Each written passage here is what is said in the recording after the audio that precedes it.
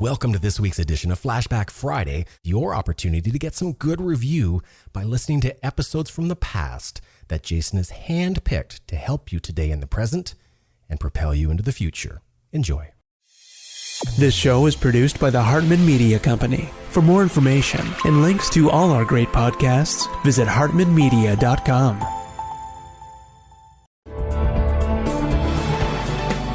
Welcome to Creating Wealth with Jason Hartman. During this program, Jason is going to tell you some really exciting things that you probably haven't thought of before and a new slant on investing. Fresh new approaches to America's best investment that will enable you to create more wealth and happiness than you ever thought possible. Jason is a genuine, self-made multimillionaire who not only talks the talk, but walks the walk. He's been a successful investor for 20 years and currently owns properties in 11 states and 17 cities. This program will help you follow in Jason's footsteps on the road to financial freedom. You really can do it. And now, here's your host, Jason Hartman, with the complete solution for real estate investors.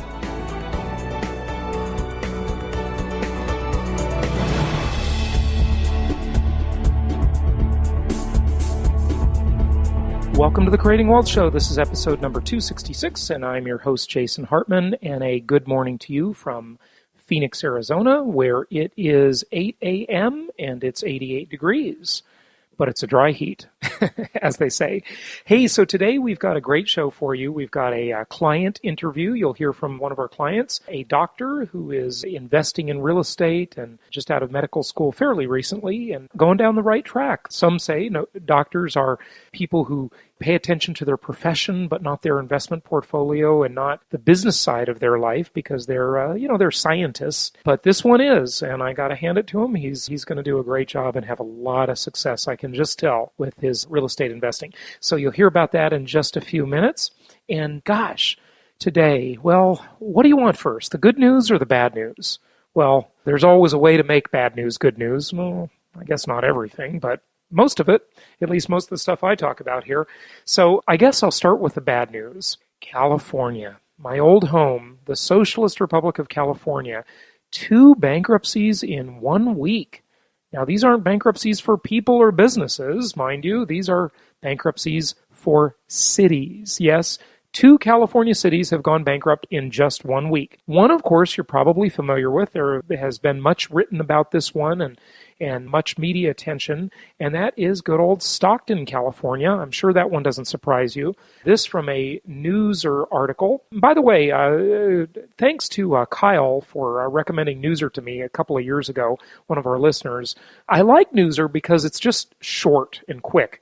In fact, their tagline is "Read less, but no more."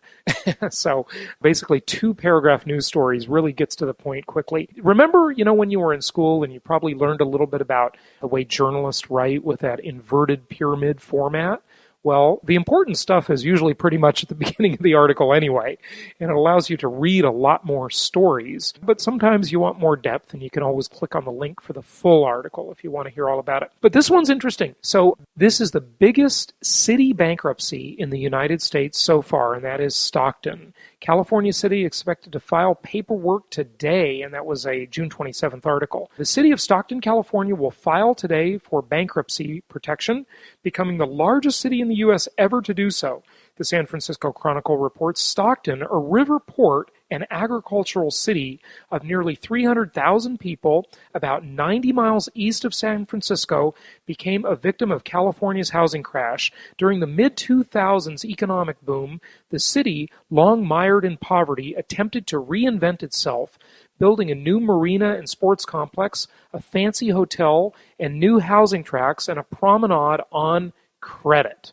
Today, those posh areas are blocks away from dangerous, violent neighborhoods, the Los Angeles Times reports, and the rate of foreclosure is the second highest in the nation. All that's left is sadness, in quotes, said the town's retired fire chief after last night's 6-1 city council vote in favor of bankruptcy. The city cut the police department by 25%, and last year saw a record-setting 58 homicides. Can you imagine that? 58 murders in a town of only 300,000 people. That is pretty scary.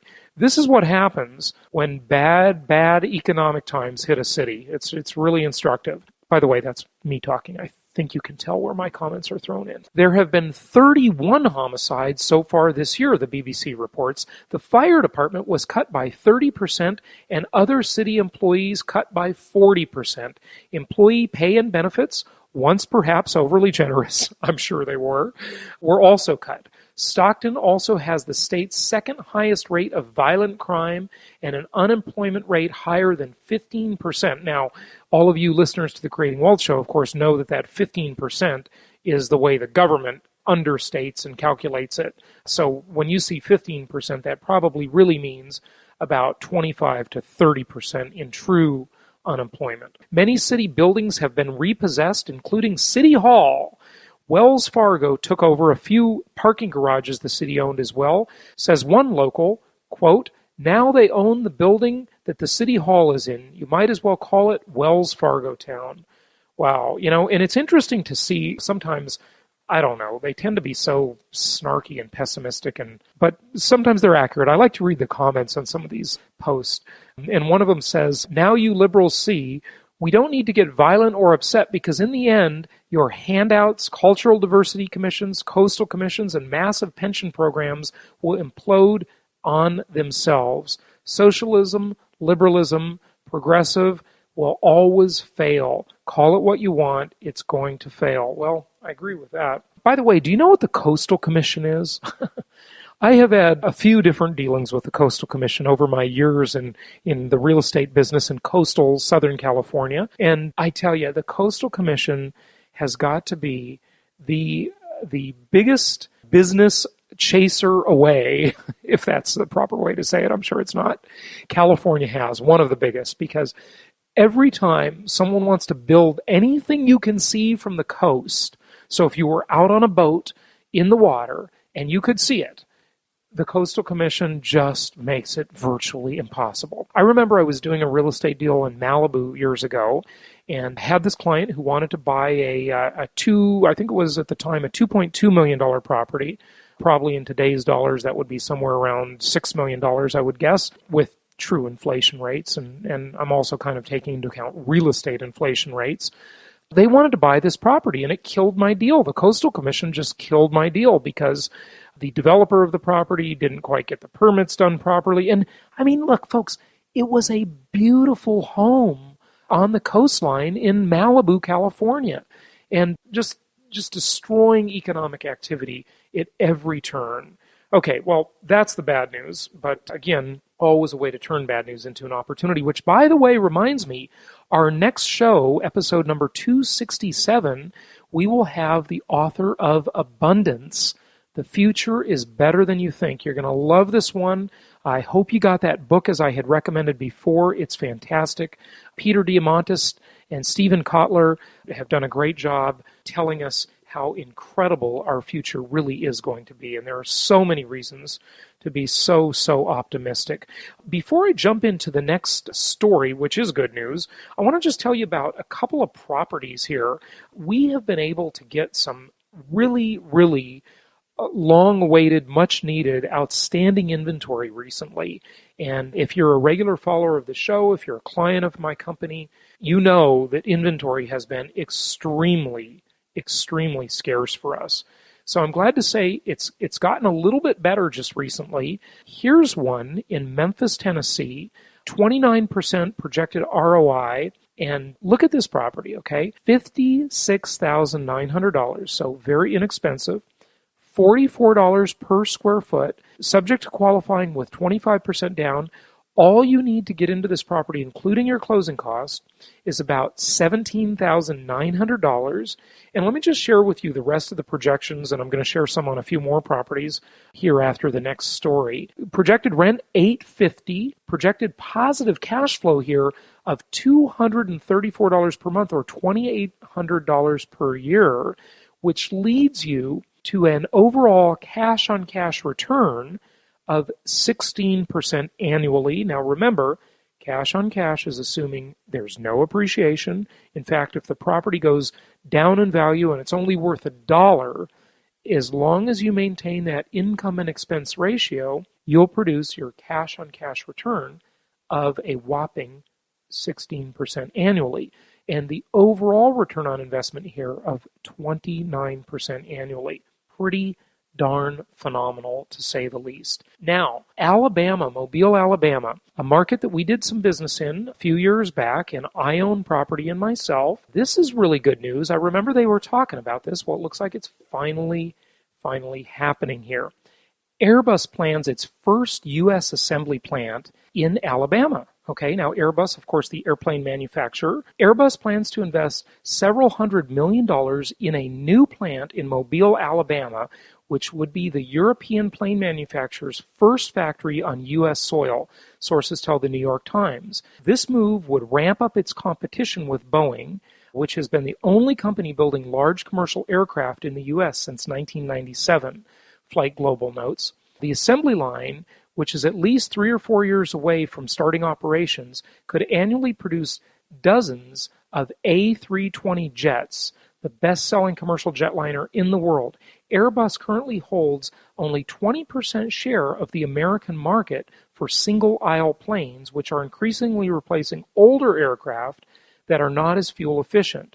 Although globally its share is about even with Boeing's, the plane maker expects that the A320 made in the USA would be more competitive with Boeing's 737, while also lowering production costs. But some in Europe will likely be concerned with the overseas plant, although it could eventually create about 10 European jobs for every one in Alabama. Airbus also has strong ties to Mobile, the press register reports, and currently has 200 employees at an Airbus engineer center there. Anyway, so that's interesting. Now, what's interesting about that European comment about outsourcing, we have largely been making that same complaint in the U.S. for many years now, that the jobs are going overseas. Well, one of the comments at the end of this blog post here is, jobs outsourced to the United States from overseas were being third worldized by subsidized industries from other countries. Interesting. That is interesting, by the way. That's a very interesting comment. Well, I'll get to that in just a moment. I want to tell you about another property here, but I want to share with you in a moment the most amazing thing about housing cost. You are not going to believe this. Just another property here. Again, some great inventory lately. This one in Atlanta, Georgia, okay? The Stone Mountain area. By the way, you can find these all on our website at jasonhartman.com, of course. But this property, 2,200 square feet, beautiful property. Get this, the price is only $99,000. And it's $45 per square foot. Total cash needed to buy based on qualifying for an 80% loan to value is just over $23,000. And here are the way the numbers look here on the proforma. $1,250 per month rent, $375 per month positive cash flow. That's almost $4,500 per year. And a cash-on-cash return, get this, are you sitting down? This is going to blow your mind. Cash-on-cash return of 19% annually, and an overall return on investment at 37% annually. You know what I always say, folks? Even if it doesn't work out this well, it's still pretty darn awesome. Even if it only works out half as good as this, take 37% and divide by 2, and your return on investment is still phenomenal at just under 20%. I mean, you can't beat that. Now, let me tell you about a property that I noticed when I was printing these off to talk about on the show today on our website, and this is one of the big mistakes that people can make. Our local market specialists upload properties to our website. This one is in Tennessee, and we try to catch all of these. We don't catch all of them. We're not perfect. And I caught this one, and we will, of course, take it down. In fact, I believe it's already been deleted, so you can't look at what I'm going to tell you. But here is something that shocked me. I was looking for properties to talk to you about on the show, and this one said, total return on investment, 114%. Well, I knew that was patently ridiculous, right? Because one of the things I do not allow our local market specialist, or our investment counselors at my real estate company, what I don't allow them to do is make the initial market value different from the purchase price on the proforma, because this is what happens. Now let me run through this one with you because it's a good lesson in how you can be misled as an investor.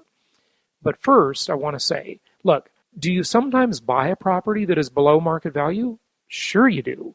We've had many instances where properties will appraise much higher than our client is purchasing them for. We've had numerous incidents. In fact, this probably happens almost every time, and I don't even know about it, where the insurance is basically saying, the insurance company is basically saying, you've got to insure this property for a lot more than you paid for it, because it would cost so much more to rebuild the property than our clients actually purchased them for. Well, this property here is $100,000 is what the local market specialist, although contrary to our instruction, put the property on the website for, and they said you could purchase it for $81,900. So look what happens here when those numbers are askew, when they are not the same. We require all of our local market specialists to have the initial market value and the purchase price number be the same. In other words, they cannot say or represent to you, our client, that you are getting that property below market value, even though many times, are you? Yeah, I think you are. And many of you listeners have already experienced that yourself firsthand. So running through this proforma, you see the difference in purchase price versus initial market value. That's what would just really jacks up the return on investment inaccurately, in my opinion. So positive cash flow here, $300 a month or $3,600 per year. And just going down the proforma, cash on cash return, 16%. It's still a great property, but when you get to overall return on investment, it's projected at 114% annually. Well, that's just too high. That's unrealistic in my opinion, and we're not going to let people play with the numbers like that. We're just going to assume that you're paying market value for the property. If you get a better deal, hey, that's icing on the cake, so good for you. Okay, two more things before we go to our guest today. The cost of owning a home. Did you see this in the media? This is phenomenal. This is from the Joint Center for Housing Studies of Harvard University, and this is going to just amaze you, what I'm about to say. There is a table, and on the table, it's pretty simple. It's four rows down and 3 columns wide. It shows that in 1990, now these numbers are adjusted for inflation, but of course, remember, they're adjusted for inflation, I'm sure, on the, quote, official, unquote, statistics. If you want to learn more about that, listen to the show with John Williams of Shadow Stats. And because John Williams is such a brilliant guy, but a little harder to listen to, I'd say, on that show, I think that was show number 251, we actually posted the transcript of that show if you'd like to read it on the blog at jasonhartman.com and just click on blog. But understanding inflation and so forth, John Williams, very good at helping people understand that with his website, shadowstats.com. But here, look at this, amazing numbers. In 1990, the median mortgage payment was $1,183. And the payment to income ratio, so they took the median payment, median house, and the median income, and it was 0.28. That was the ratio, 0.28. The payment to rent ratio back then was terrible. It was 1.45. Now, terrible depends on who you are. Are you the investor or are you the tenant? Depends, right? Well, let's talk about that in just a moment, but first let's go through the rest of the numbers.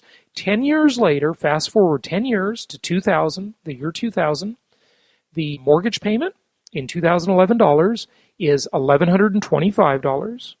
The payment to income ratio is 0.24, and the payment to rent ratio is 1.37.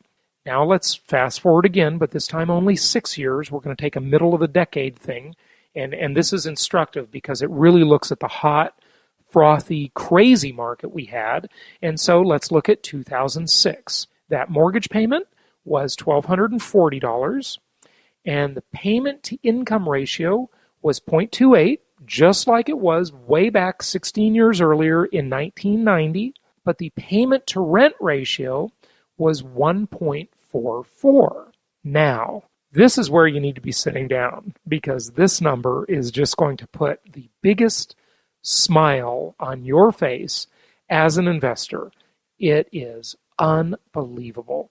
It really, really shows the incredible opportunity we have right now at this very moment to lock in our cost of ownership and our cost of financing for 3 decades. Well, cost of ownership is locked in forever, the cost of purchasing it, but the cost of financing for 3 decades. Listen to this. But this also brings something bad with it too, because what this means, because there is so much imbalance, beneficial imbalance to us, the investors in this market, this means that it will start to adjust. It will start to adjust out of our favor. And I say, as we predicted about 2 years ago, that this is about the very best point right now and maybe over the last 6 months. That's why business is so good. That's why so many investors are buying up everything they can get. In 2011, that mortgage payment number, $669. Wow. It's about half of what it's been anywhere since 1990. You look over the last 21 years, that median mortgage payment is about half of where it's been. And get this, the payment to income ratio, to show you how incredibly affordable housing is, it is by far the best it's been in the last 21 years at 0.15. 0.15. Remember, in 1990 it was 0.28, and then in 2000 it got better, it was 0.24. Now it's 0.15. Again, about half. And look at the payment to rent ratio. This is the part that will adjust in the future out of favor for investors, I believe. That's my prediction.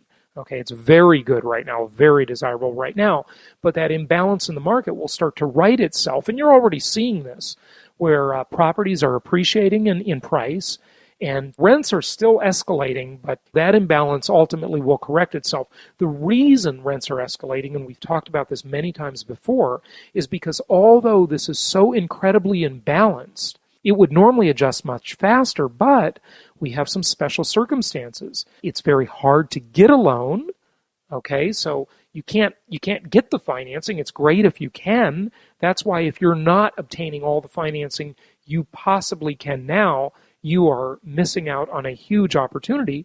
But number two, and this plays into that number one reason, is that so many people during the last several years have really destroyed their credit, either by choice through strategic default or just through general economic hardship in the circumstances. So the payment to rent ratio right now, again, it's about half of those prior numbers at 0.77. 0.77. This is a phenomenal, phenomenal opportunity. And here is another illustration of that. You know, we're very much about real world here on the Creating Wealth Show. Well, here's another illustration of that. This is a fourplex in the market that is under the radar that you shouldn't forget about. It is good old St. Robert, Missouri. I have a property here myself, and this has been a great under the radar market, the one that nobody's really paying much attention to. And this one, $215,000. It'll take, subject to qualifying for the financing outlined at jasonhartman.com. In the property section, it'll take about $31,000 to buy it. But look at the proforma here. Projected rent, $2,620 per month. That leaves you positive cash flow of $557 per month, and an overall cash-on-cash return at 22% annually, and an overall return on investment of 48% annually. Wow. Again, even if it only goes half as good as the proforma says, your cash-on-cash would be 11%, and your overall return on investment would be 24%. Income property, no wonder it is the most historically proven wealth creator in history, because it has such unique multi-dimensional characteristics. It is phenomenal. You know, I had another argument last week, and I shouldn't call it an argument. I'll call it a debate on good old Facebook again, okay? And if you want to see these, you know, you can find me on Facebook and look me up. And of course, we've got all our pages with a lot of our free content, and you can look those up on Facebook as well. But this one was with a gold bug again. We were talking about income property compared to gold. And he says, well, gold has outperformed real estate. Well, of course, you're not taking into account the special characteristics of real estate because, of course, you don't just look at appreciation. You look at appreciation, leverage, tax benefits, income, cash flow that the property produces, and nothing even comes close, folks. And we all know that if you've been listening regularly. So happy investing to you. Here is a case study story of what one of our clients is doing, and we are glad to have so many of these case studies on the show. We've got several more coming up for you, and we will go to that here in just less than 60 seconds. What's great about the shows you'll find on jasonhartman.com is that if you want to learn more about investing in real estate in different markets, there's a show for that. If you want to learn 17 ways rich people think and act differently, there's a show for that. If you want to know how to get paid to borrow, there's a show for that. And if you'd like to know why Amsterdam doesn't take dollars or why pools are for fools, there are even shows for that. Yep, there's a show for just about anything. Only from jasonhartman.com or type in Jason Hartman in the iTunes store.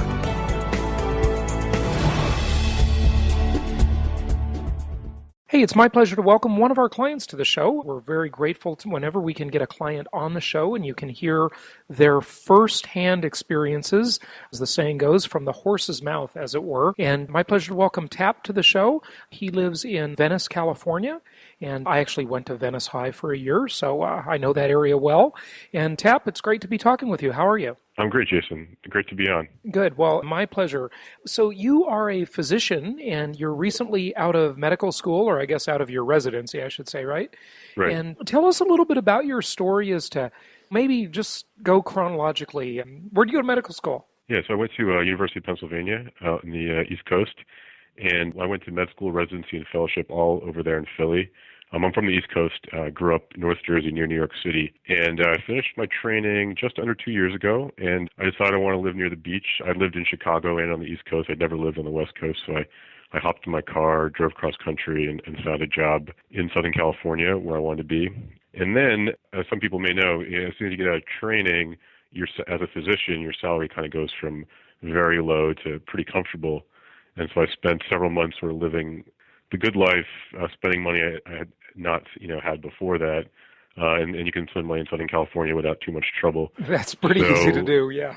Yeah, whatever, whether on taxes or goods or services. And then after like 9 months, it kind of occurred to me that I didn't really care about all these things. And I figured out very quickly that making a lot of money doesn't actually make much difference in your happiness, apart from, having some financial security and some independence. And so I decided, I wanted to get into investing.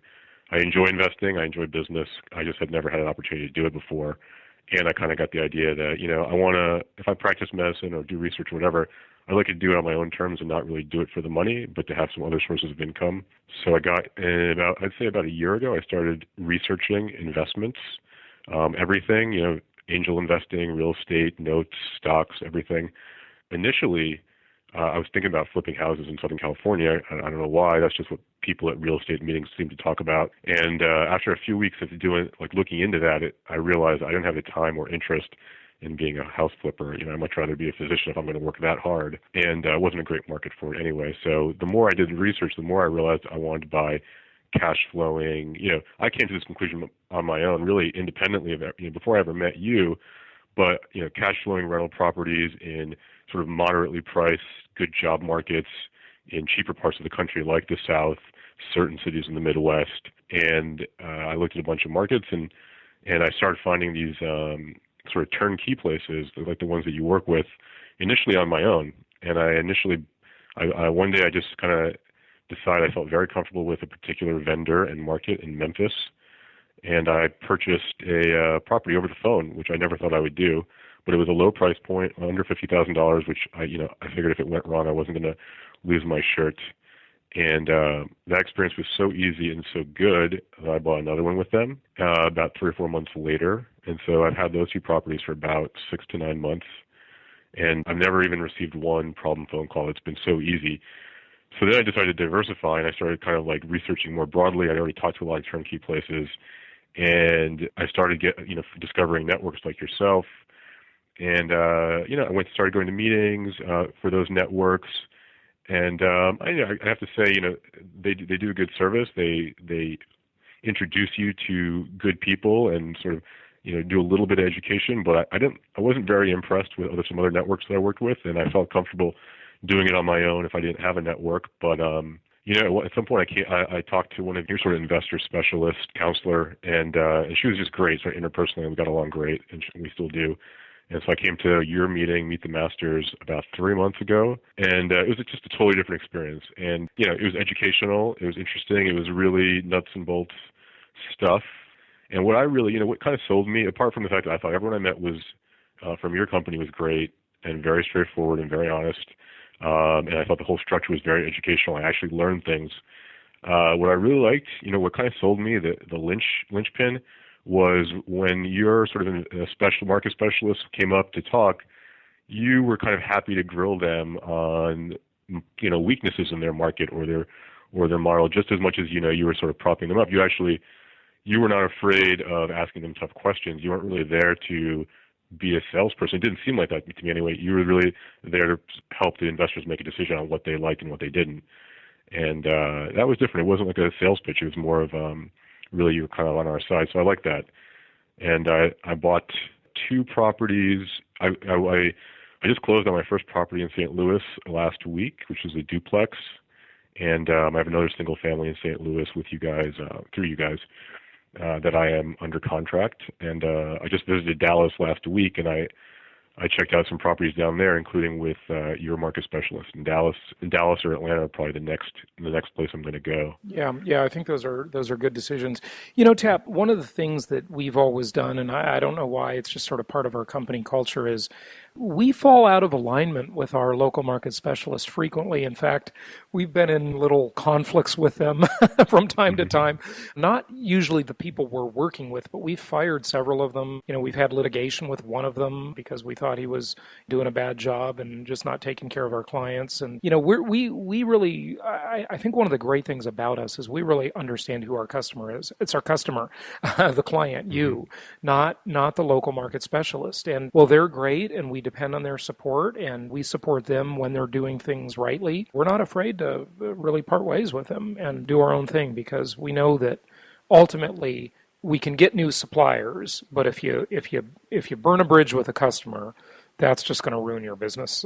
The customer is king, as the old saying goes, right? Yeah, and one thing you said that you're at the Meet the Masters, which struck me, and I think kind of reaffirmed that you actually visit these markets, you look at them yourself, and these are markets that you believe in, and and I didn't get that impression. I kind of got the impression that some other networks, although again very nice people, were a little bit of a pass-through entity. They were just kind of sending us the contact information, and it didn't do the due diligence. I didn't really see that there was due diligence with regards to they had invested with those people, or they had really made sure that those properties and markets were the right ones. And so the fact that you were kind of willing to pass up markets and opportunities to make money to just work in markets that you liked or believed in, that impressed me as well at that time. I tell you, if we were willing to work in Detroit and Las Vegas and a whole bunch of markets, I got, in some foreign markets. One guy a couple weeks ago was pitching me on doing stuff in the Caribbean, and we could make money short term doing all those things, but the key is to really stick with your focus, cash flowing properties. It's amazing to me how many people as investors think that the definition of an investment is such a broad definition. Sometimes it's just, this property is a good deal because it'll appreciate, so they think. And we don't believe in appreciation. It's great when it happens, but we're not investing for that reason. We're investing for sensible cash flow things. So you were living the good life initially, and you decided, I better not blow all this good fortune now that I've worked so hard to be a doctor. What kind of physician are you, by the way? I'm an oncologist. Okay. Great. Cancer doc. Yeah. So, you're taking care of people in their time of greatest need, probably. And what were your thoughts about investing? I mean, was there like a first book that you read or a first thing that you saw on TV or something? What sparked your interest? I think what sparked my, so when I started getting into investing, I'd say it's about 15 months ago, I had done a little bit, I would say, sort of investing with friends, not necessarily sort of bread and butter investing, but for example, a couple of friends and myself started an art gallery in New York, which is a small gallery, doing surprisingly well, but that was kind of like an entrepreneurial thing. I did a little bit of angel investing, and then a couple of my friends were in real estate, and I started talking to them about it, and it just the numbers made sense. And immediately, sort of at a very visceral level, I was like, this just makes too much sense.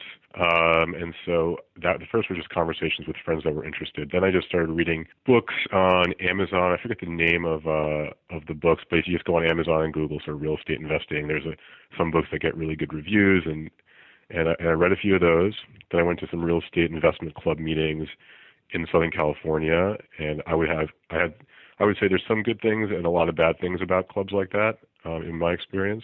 Just so you know, the business model of those clubs, and it surprises me, some of those clubs make a lot of money. There's an organization that's sort of the national organization, REIA, Real Estate Investors Association.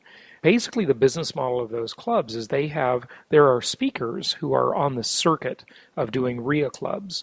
And what they do is they go in and they have a product or a coaching program or something like that to sell, and they give 50%, generally that's the model, 50% of that revenue to the REIA club.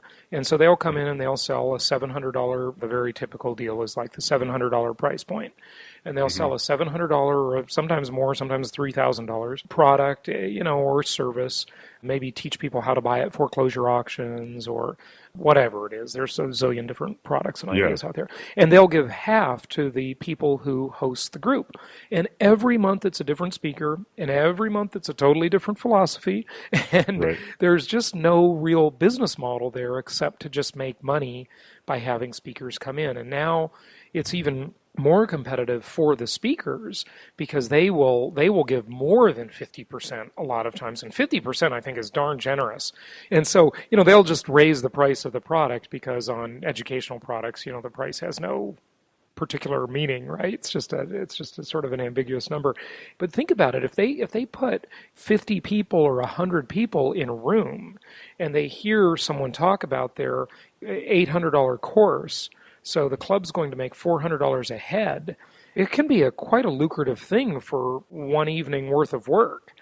It's a pretty great deal. Some of those clubs are very, very lucrative. I was a member of National REIA before, and I've been to the national meetings where they all get together and all these people from REIA clubs talk. And it's interesting to hear what they say. I never really went into that business, but I guess I was a little bit envious. But I think they're making a lot of money without working very hard, to tell you the truth. Yeah, I mean, my experience was that most of these are just kind of used car salesmen. I think there's a grain of truth in what they teach, and they may themselves be able to pull it off, but they know 99% of the people that buy their course are just not going to be able to do it. We call it bookshelf decorations and doorstops. That's usually what they end up doing. Yeah, what I'd recommend anyone who's going to one of those now, and what I would do, because you can learn some things, is just do not bring your money. And so you can't buy anything. Right. Leave your credit cards and your checkbook at home. Yeah, they're pretty good salesmen there. Some of them are very good closers. They really are. Well, Tap, did you have any particular questions when you started? I know that you originally purchased the 1-hour consultation with me, and I really wish we would have recorded that and used that as our show, but because that was a great discussion with you.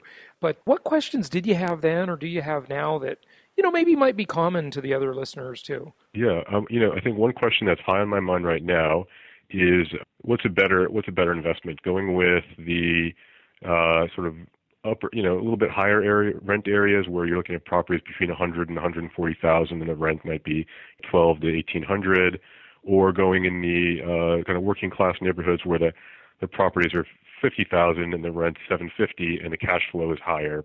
Your ROI cash flow is. ROI is better, cash on cash seems better, but you may have a little more trouble with tenants, there may be more turnover, maybe less long-term appreciation. maybe more hassle factor. So I'm trying to figure out, I want a low hassle, but which way to, whether I should be focused on one or the other and what the trade-offs are. And that's kind of what I've been thinking the last few weeks about. Yeah, that's a great question, and let's kind of discuss that now. So first of all, it depends what city you're talking about, because price is a moving target, of course. So if you were talking about one city that's a lower-end city, and those would be like in our market, the only two that we do are really Indianapolis and St. Louis that are lower priced. Those markets, you would be 50,000 or 70,000 means one thing, whereas in higher priced markets like Dallas and Phoenix, it means another thing, right? And so that's the first thing to have, is identify the segment particular to that market, because it is a bit of a moving target. But generally speaking, Tap, on lower priced properties, you have something called economic vacancy, and that's different than physical vacancy. So physical vacancy is when there's no one in the property and you're not getting any rent. Economic vacancy is when there's someone in the property and you're not getting any rent, which many argue that that's worse. Okay, physical vacancy or economic vacancy is worse. And generally speaking, the lower end properties have more physical vacancy or more economic vacancy problems, because you get a lower quality of tenant. Many times that tenant's credit is already quite damaged and they don't really care about it. They don't view themselves as having a lot to lose or having a big future ahead of them. Whereas, people that have something to lose and people that think they've got a good future ahead of them, they generally will be more careful, more prudent, and more responsible. And I think you'd probably agree that makes sense. The other problem you get is this. It's sort of the what is worth the cost of going after a tenant. So the numbers will generally look much better on lower end properties. So if you have, for example, a property that's, and you can even do less than 50,000, say it's 40,000, and the projected rent is 700, great RV ratio, right? The problem you have there is if the tenant doesn't pay, to some extent there are flat fees involved in terms of how much you have to pay to hire an eviction attorney, to collect, to pay court fees, and so forth. And at some point, and I think a lot of them know this, it's just not really worth going after them. And so that's one of the other problems you have. Of course, with a higher priced property, a vacancy is more meaningful to you. In other words, it hurts more because you're losing more money every month. But at least when it comes to the flat fees that you have to pay to go and get a judgment, and then later getting a collection agency to collect that judgment for you, if it's a larger money amount, they'll generally be more motivated to do it, and it'll be more worth your time, or your property manager many times will do all that for you too. So that's one of the things. Generally speaking right now, I would err toward the end of the higher quality, slightly higher price property, because remember, you're still way below the national median price with whatever numbers you just mentioned. So I would think slightly below the median price is a pretty good place to be. Yeah, and I'll tell you what conclusion I've come to, which is pretty much what you said. I'm moving towards the higher price properties, in between, somewhere between 90 and 140,000. Depends on what market. Sometimes 90 is a higher price property in some markets, and sometimes it's 140. But for a couple of reasons. One is low hassle factor. I mean, for me, because I have a busy job and I have other interests in life that I want to spend my time on, I want as little low hassle as possible, even if that drops my cash on cash return a little bit. And the second thing is, my first 10 loans, I got a lot of leverage. I'm financing at 20 to 25%, and I can take advantage. I can afford higher priced properties when I have that much leverage. When I get past 10, the terms are different. I have to put more down, or sometimes I have to pay all cash, and it's harder for me to reach into a $140,000 property if I'm paying 30 or 40% down, and certainly if I'm paying all cash. So the time for me to get the higher priced properties are when I'm in my first 10 loans, and then I'll kind of see later on what I can do. That's sort of, my current strategy. Right. That's another very good point you bring up. One of the big issues nowadays is the issue of what we call mortgage sequencing. And so it's, where do you get your loans first? And we talked about that before, I believe, on our call, and how you sort of structure your loans because you're limited to 10 Fannie Mae loans. And so you might as well get larger loan amounts because that's the other thing. It's 10. If they're 10 $50,000 loans or 10 $120,000 loans, it's the same to Fannie Mae. It's just the number of loans. And so you might as well get more leverage by getting higher loan amounts, higher purchase price. So that's another thing to think about. I don't think that in any of our markets right now, Tap, you should have to be spending $140,000. That would be pretty high. You could be easily around $120,000, and below that, 90 to 120 would be sort of our higher end, if you will. So when we're talking about high-priced properties, these are still very inexpensive. Well, other questions or thoughts that you've had? Maybe it's not a current question, but it's a past question that you were thinking about. Well, I can update you a little bit. You and I were talking a little bit about how to get access to cash. I make a reasonable salary and I get cash coming in every, disposable, investable cash each month. But, I wanted to kind of move more quickly. The faster I kind of build up the properties, the faster I'm getting those returns. And I think, especially for people who are listening to you, they may be thinking about where they can get cash to invest. And I looked into things like active 401k loans and cash value life insurance. And the active 401k is a great thing. I had all my money in my company 401k plan in stocks because that's all they offer. And stock market's going up and down. And I just kind of I basically decided you can take out up to $50,000 out of your 401k. And as long as you're still working at that company and you pay back interest, which is around 4% to yourself, to your 401k. So it's kind of, circumventing the banks. You don't have to qualify for that. It comes in like a week. So I did that. And that's one of the ways I'm going to buy a couple properties. And then there's also cash value life insurance, which, I think is a little more complex and not everyone has access to that or has that kind of policy. But I think being creative with ways to get cash without being foolish, but just being creative without getting it over your head, I've been picking that up a little bit. And, you and I talked about that on the call. Hey, let's talk about that cash value life insurance thing for a moment. I just want to go on record once again. I think that's a lame deal. I don't like it. It looks interesting on the face of it, but I just think that the life insurance companies are hoping that nobody understands inflation because that's how they're going to make all their money. They pay back in cheaper dollars. And the other thing I'd really consider nowadays, and this is something we've never touched on before 3 years ago, but many of these life insurance companies, they're AAA rated life insurance companies. They've been around for 200,000 years.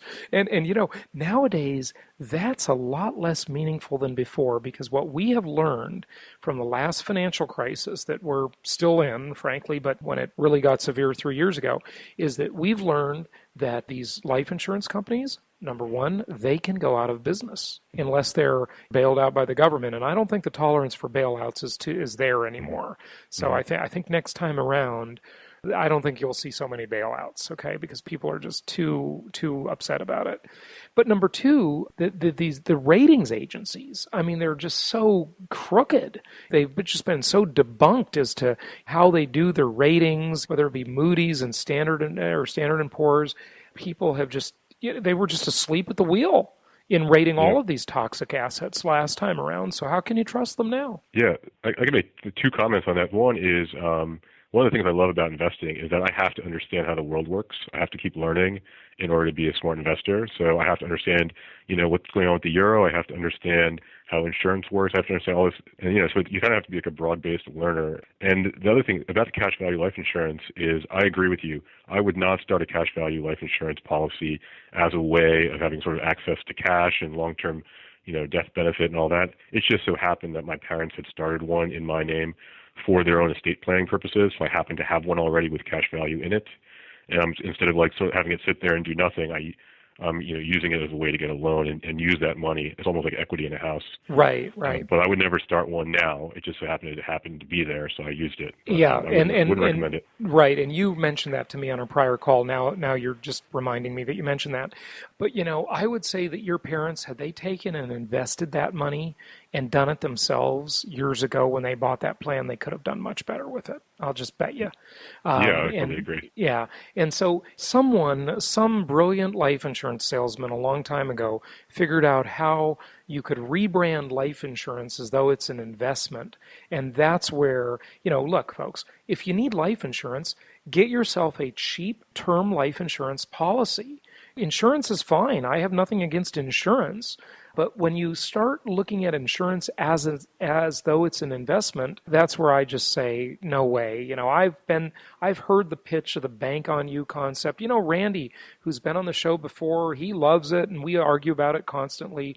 He's one of the people that we work with, and he refers business to us, and this is like our ongoing argument about, he says, Jason, someday I'm going to convince you about this life insurance thing. And I said, no, I don't think you are, Randy. But, and you hear those commercials, the bank on yourself, the bank on you. Yeah, be your own bank. Be your own bank. They're all over talk radio all the time. And yeah, those are just a lame deal. They just, if people really understood them, they would say. And, there are books written on it. I mean, Doug Andrew has written a book on it. And, one of my pet peeves. But yeah. Now, have you considered, Tap, any of the private lending or hard money lending in terms of loaning out your own money too?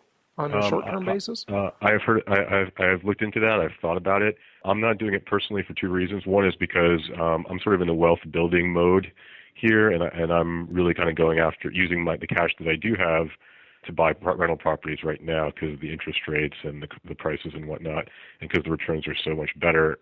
And the second reason is that if I did those, I would probably want to do them in my retirement accounts because they're not as tax favored as rental properties. What I am recommending those sort of private money loans or doing the lending is to my parents who have a very nice, comfortable nest egg, but just sit on cash because they're in their 60s and sort of not really, they're very conservative. And this is a simple thing. So I'm kind of suggesting to them that they look into or that they consider doing some private lending. Although even with them, I'm kind of getting them into buying rental properties because I think that's way better. But yeah, the lending is sort of it's down the line. I consider that sort of like a wealth preservation, diversification approach. Talk about your experiences with having properties that are far away from where you live. Have you had any problems with that? You probably had reservations with it in the beginning, I guess. Yeah, I had reservations, and when I talked to some people around here, including at these real estate meetings, they were all kind of aghast at the idea of owning something that you couldn't walk to or drive to easily. But I've had nothing but a good experience. I've had two properties for about 6 to 9 months. Like I said, it's been easier than owning a stock. I mean, it hasn't been anything. There hasn't been a single phone call or problem. I'm sure there will be, but it hasn't been an issue. And then I just closed on St. Louis last week. It's a little more work because it's there's older properties, so I want the inspections require a little bit more work. But I look at all that as learning. I get a chance to learn about how inspections work and how to do these things from a distance. But it's been easier than I expected. Very manageable. I expect there to be some ups and downs in the future, but I'll kind of modify. If I find that something's too much of a hassle, I'll move away from that vendor or that market or that sort of type of property. And if I find it's manageable, I'll move more into it. But right now I'm kind of exploring different types of properties. Right, yeah. And so your focus is going to be on the higher end now. How many cities are you in now? I'm currently in 3 cities, and I'm going to pick a 4th. And we talked about this too. I'm going to do 4 markets for my first 10. So I have 3 right now. One that you don't like, but we can talk about that. I do Memphis, St. Louis, and then I have Chicago. And then my 4th is going to be Atlanta. I like Atlanta, and I know you love Atlanta, but they're just so tight on inventory in Atlanta that I can't really get in. And I just stopped trying for now. I'm going to do Dallas, and Dallas actually cash flows a little bit better, so I'm fine. I'm kind of 50-50 on those 2 markets anyway. As far as I could have gone either way. So Dallas is going to be my 4th market, which I visited last week, and it's awesome. It's amazing. They're just building down there. It's like a different planet. Yeah.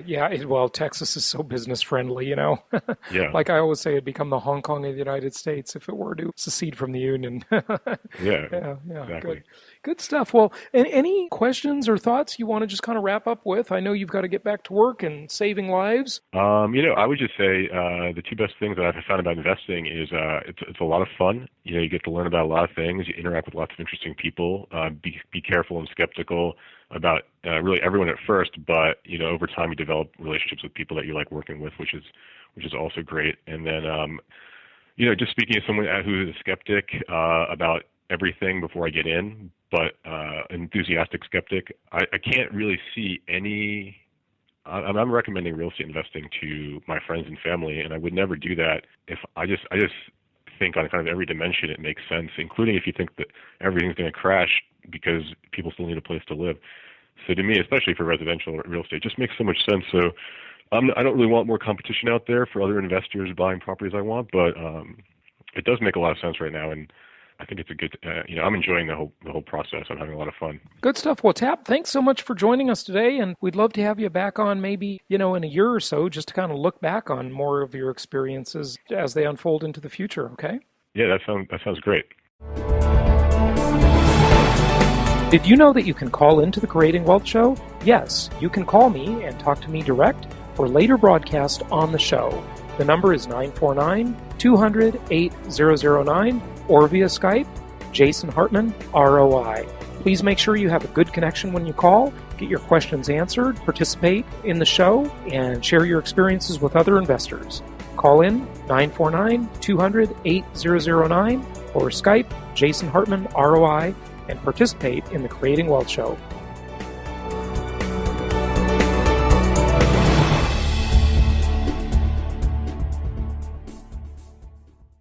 This show is produced by the Hartman Media Company, all rights reserved. For distribution or publication rights and media interviews, please visit www.hartmanmedia.com or email media@hartmanmedia.com. Nothing on this show should be considered specific personal or professional advice. Please consult an appropriate tax, legal, real estate, or business professional for individualized advice. Opinions of guests are their own, and the host is acting on behalf of Platinum Properties Investor Network, Inc. exclusively.